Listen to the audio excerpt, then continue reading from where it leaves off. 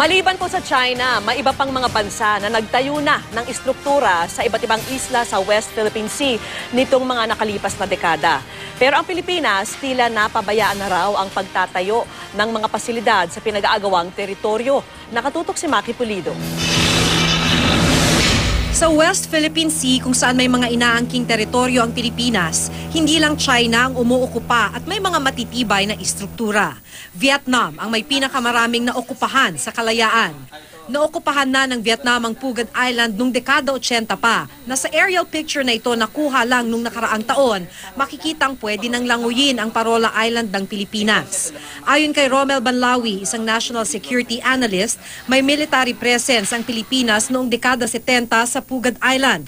Pero ngayon, ang islang ito may hindi bababa sa 3 gusali ng Vietnam. Bahagi naman ng munisipalidad ng Kalayaan ng Nam Yet Island na tinayuan naman ng mga windmills at solar panels ng Vietnam. Matagal naman nang nasa Ayungin Shoal ang isang barko ng Philippine Navy na ilang taon nang sumadsad. Di na ito inalis sa lugar at patuloy na binabantayan ng mga sundalo. Sa Ayungin Shoal, kamakailan nakita raw ang ilang barko ng China. Simula taong 2000, may mga 3 palapag na gusali ang itinayo ng Vietnam sa Colin Reef, Petley Reef at West London Reef, habang may satellite dish din ng Vietnam sa Pigeon Reef.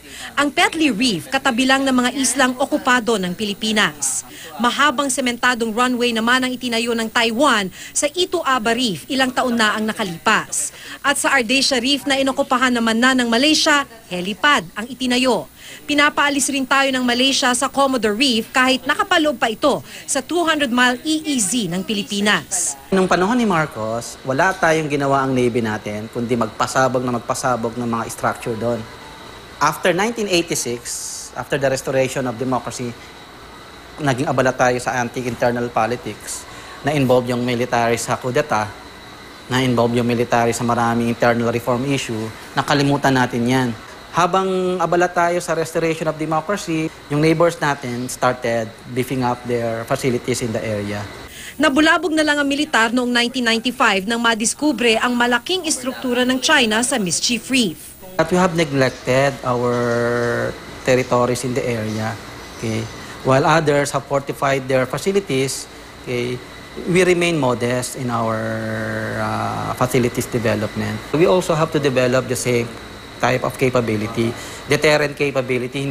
Ayon sa AFP, hindi pinabayaan kailanman ang mga islang ito na nasa loob ng ating territorial waters. Patunay daw dito na patuloy na binabantayan ng Kalayaan Group of Islands ng mga sundalo. Sabi ni Banlawi, mapayapang solusyon ang kailangan para plantsahin ang gusot sa agawan ng teritoryo. Isa na rito ang Code of Conduct na itinutulak sa ASEAN na kabilang ang demilitarization para mabawasan ang tensyon sa pinag-aagawang teritoryo. Maki Pulido, nakatutok, 24 oras.